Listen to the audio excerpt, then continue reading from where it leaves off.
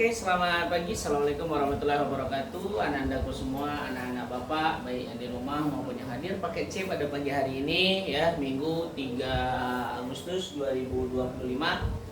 Ya, meskipun pada hari ini tidak banyak yang hadir, ada juga yang hadir, anak-anakku semua dimanapun kalian berada, baik di tempat pekerjaan, di pondok dan sebagainya. Mudah-mudahan kalian dalam keadaan sehat. Nanti video pembelajarannya bisa kalian pelajari lewat video berikut.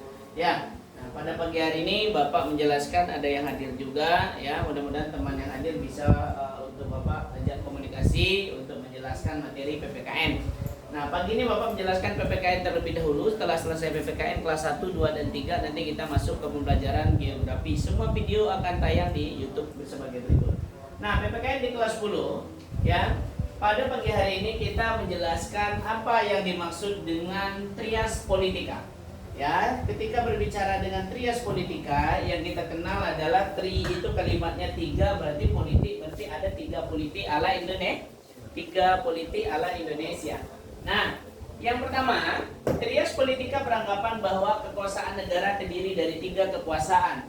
3 kekuasaan ini memang kekuasaan terbesar di Indonesia.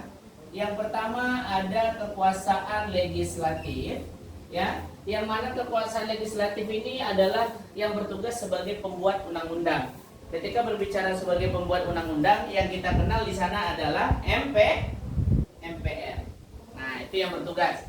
Kemudian kekuasaan eksekutif atau kekuasaan melaksanakan undang-undang, yang melaksanakan undang-undang ini kekuasaan eksekutif. Ini yang Bapak lingkar. Nah, ketika berbicara yang melaksanakan undang-undang, berarti di sana ada presiden, kemudian ada DPR, ada DPD sampai ke bawah. Itu adalah penerus undang-undang. Nah, untuk penyelenggara yang memantau dan mengawasi adalah yang disebut dengan MA. Apa itu MA, Gen? MA itu adalah Mahkamah Agung. MK adalah Mahkamah Konstitusi. Cuman untuk yang tertinggi pengadilan kita adalah yang disebut dengan MA. MA itu Mahkamah Agung paling tinggi, di bawah itu ada MK, baru ke bawahnya nanti ada kejaksaan, ada pengadilan, ya. Kemudian yang ketiga, ada yang disebut dengan kekuasaan yudikatif. Kekuasaan yudikatif ini adalah yang mengadili atau yang mengadili atau orang yang bertugas sebagai penindak ketegasan hukum. Nah, ini ada kekuasaan legislatif ditugaskan kepada presiden. Nah, legislatif ditugaskan kepada presiden dan DPR. Ini dia. Ini yang legislatif yang Bapak checklist. Ini boleh lihat tanda panahnya.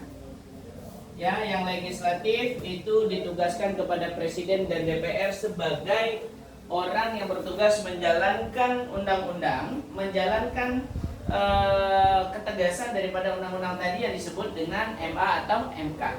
Kemudian ada yang disebut dengan kekuasaan eksekutif. Eksekutif itu siapa? Yaitu presiden. Kemudian ada yang terakhir yudikatif. Yudikatif itu yang menjalankan adalah MA. Nah, ini mereka yang bertugas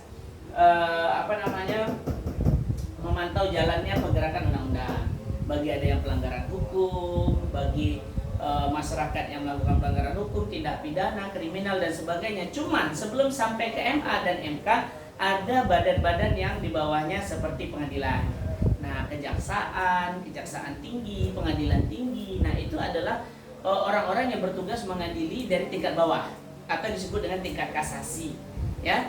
Nah, tingkat kasasi itu adalah, Pak, apakah mereka bisa nanti dibawa ke MK setelah di tingkat kasasi bawahnya tidak tembus? Bisa.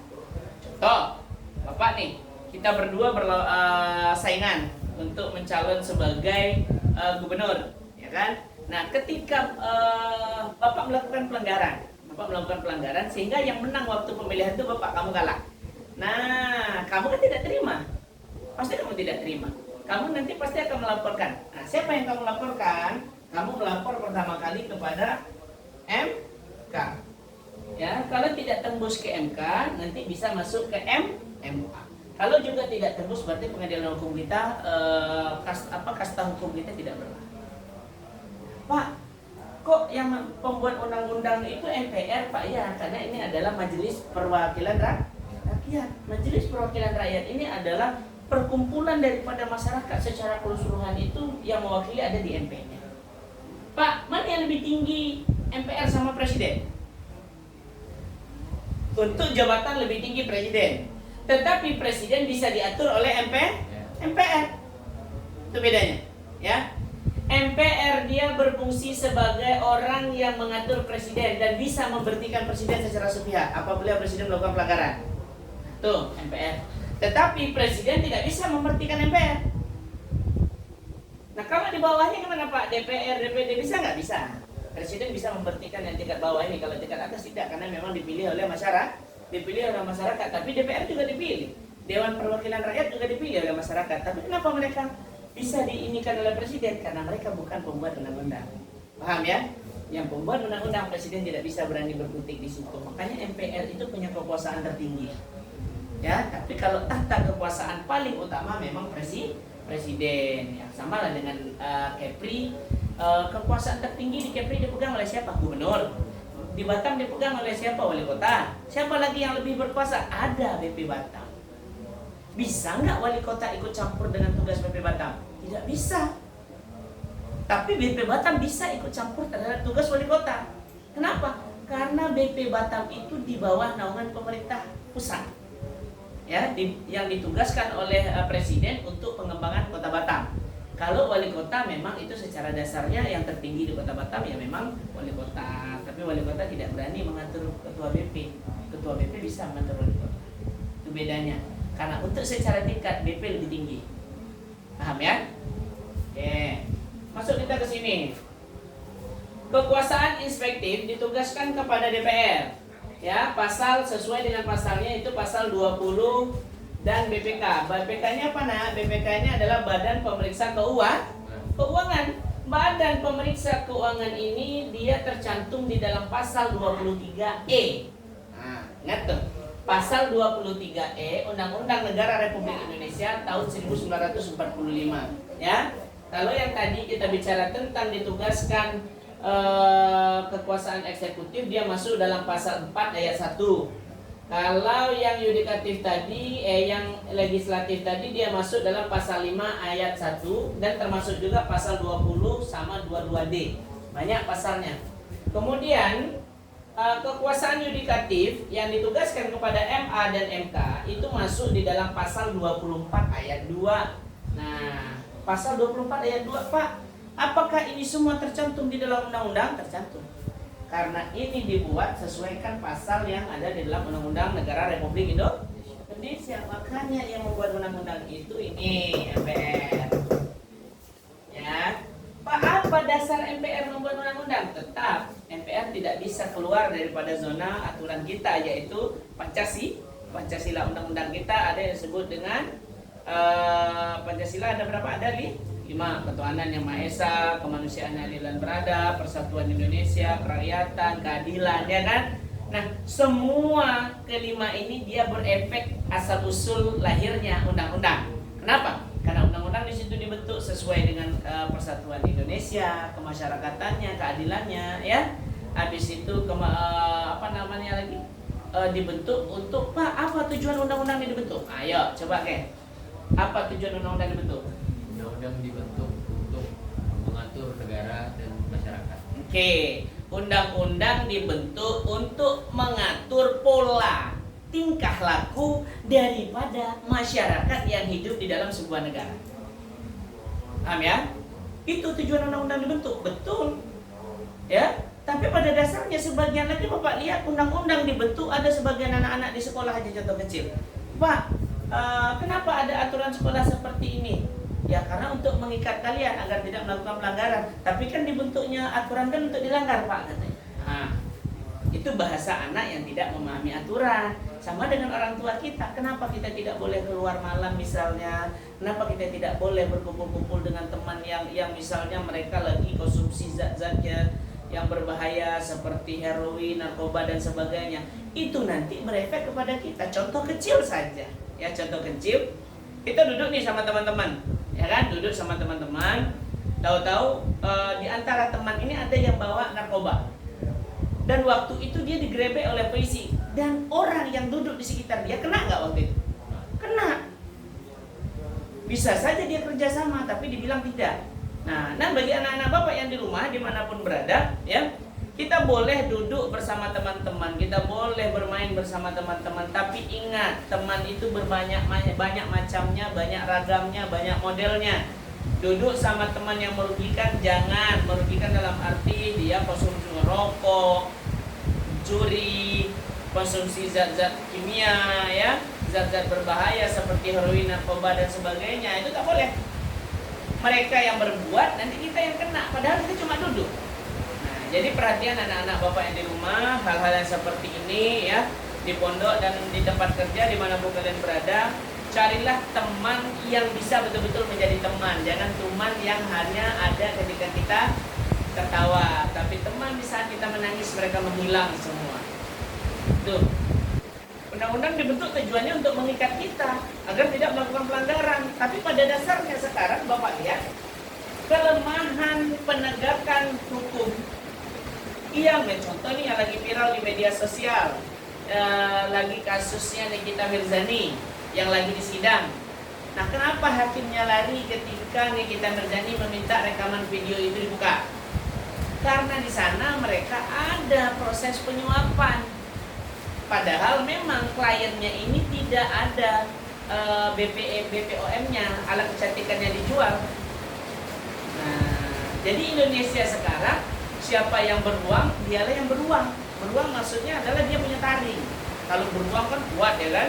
Tapi kalau yang punya uang kuat nggak kuat. Secara mentalitas dia kuat, dia bisa ngatur negara. Dia bisa beli hukum. Nah itu bobroknya. Mudah-mudahan anak-anak bapak semua sebagai generasi penerus bangsa bisa merubah itu kepada hal yang lebih positif lagi. Kita lebih dihargai di mata masyarakat. Apabila kita jadi polisi, jadi siapapun itu, tegakkanlah keadilan seadil-adilnya. Ya, ayomi masyarakat, jaga negara. Yang mana tahu rezeki kita, Pak, apakah kami sekolah paket bisa untuk tes polisi? Yang bilang tidak bisa siapa? Semua anak punya hak selagi ada ijazah. Ya, oke, lanjut. Ada konsultatif. Konsultatif ini yang sebelumnya didelegasikan pada DPA atau disebut dengan Dewan Pertimbangan Agung. Tapi Dewan Pertimbangan Agung ini dihapus oleh Presiden. Kenapa? Presiden melihat tidak berjalan, tidak sesuai dengan aturan, sehingga digantikan oleh Presiden secara sepihak yang disebut dengan Dewan Pertimbangan. Agungnya dihilangkan. Ngapain diagungkan apabila tidak bergerak? Lebih baik Dewan Pertimbangan sederhana tapi dia jalan, ya. Nah, Pak, dalam pasal apa? Dalam pasal 16 ya, tahun 1945. Nah, Pak, yang membentuk pada dasar itu siapa, Pak? Pengacuan undang-undang kita. Undang-undang dibentuk, dia mengacu kepada yang pertama, negara begitu bunyinya, contoh, melindungi segenap bangsa Indonesia. Ingat, semua bangsa Indonesia dilindungi oleh undang-undang. Habis itu, ya, negara hendak mewujudkan keadilan sosial bagi seluruh rakyat Indonesia. Tujuannya untuk keadilan. Seluruh masyarakat, seluruh lapisan masyarakat, tidak memandang dia agama apapun, suku apapun itu. Selagi dia berstatus sebagai WNI, maka haknya sama di mata pemerintah, di mata negara. Ya, lanjut. Negara yang berkedaulatan rakyat berdasarkan pada kerakyatan atau pemusatan perwakilan. Oke, berarti kerakyatan itu udah berbicara tentang masyarakat yang cinta terhadap negaranya. Kemudian negara berdasar atas ketuhanan yang Maha Esa. Udah. Kalau berbicara ketuhanan berarti semua manusia itu bebas memeluk agama, keyakinannya. Nah, Pak, apakah kita sebagai umat muslim yang dikatakan kaum mayoritas boleh menindas mereka saudara kita yang non muslim, yang mereka minoritas? Tidak boleh. Karena Indonesia ada disebut dengan toleransi. Ya. Makanya banyak sebagian orang berbicara, kata ulama juga, imanmu, imanku. Saya kalau kita mampu membawa mereka ke agama kita, no problem. Asal itu mereka secara ikhlas kan gitu, tanpa ada unsur paksaan. Makanya kita wajib menjaga keutuhan negara, masyarakat tempat tinggal kita tidak boleh rasis dan sebagainya, baik itu suku, body shaming, ya kan? Habis itu kuliah tidak boleh. Nah, jadi nanti apalagi anak-anak bapak di rumah dan kamu yang hadir melihat ada orang yang kena tindas, tapi kalau kita tidak kenal jangan ikut campur, nanti kita yang kena.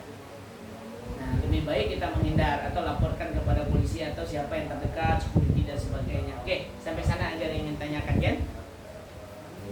Silakan tanyakan, nggak apa-apa. Sebelum Bapak lanjut ke materi kelas 11. Ada yang mau ditanya tentang trias politika? Trias politika itu kita mengacu kepada 3 kekuasaan. Mulai dari legislatif, eksekutif, yudikatif, itu disebut dengan trias politika. Trias politika itu adalah 3 bentuk pola politik atau pemerintahan Indonesia yang dijalankan pada saat ini. Karena memang kekuasaan tertinggi dipegang oleh mereka yang 3 ini. Kekuasaan trias politika. Yang ingin saya tanyakan, Pak, Ah. kenapa dibagi 3, Pak? Nggak jadi 1 ya? Kenapa dibagi 3? Kalau seandainya satu pemegang kita cuma presiden saja misalnya, ya kan? Kalau cuma presiden saja, berarti nanti presiden kembang hidungnya. Seluruh keluarganya dia bisa dijadikan sebagai kerja di sebagai pemerintah negara. Suka-suka dia. Kenapa? Karena tidak ada yang ngatur, dia sendiri kan? Makanya itu tidak boleh. Kenapa cuma tidak presiden aja atau legislatif aja? Kenapa harus ada yudikatif dan eksekutif? Kalau cuma satu berdiri tunggal, maka kekuasaan itu nanti akan disebut dengan kekuasaan tahta keluarga. Paham ya? Kalau 3 dia tidak bisa bergerak karena dikunci karena keadilan. Benar ya? Kalau 1 tidak bisa adil, udah pasti itu. Orang tua kita aja di rumah kadang-kadang tidak bisa adil dengan anak-anaknya. Ada yang sayang sama kakak, ada yang lebih sayang sama adik. Tapi keadilan itu kita merasa, ya kan, cara pandang kita yang salah. Sebenarnya orang tua kita adil. Adilnya dari segi apa? Perlakuan. Kalau soal uang sesuai dengan kebutuhan, betul nggak? Paham sampai sana? Ada lagi? Tidak. Oke. Untuk anak-anakku di rumah pada pagi hari ini cukup sampai di sini dulu materi kelas 10 PPKN. Ada yang kurang, lebih mohon maaf. Bapak tentu wabillahi taufiq wal hidayah. Assalamualaikum warahmatullahi wabarakatuh. See you next time.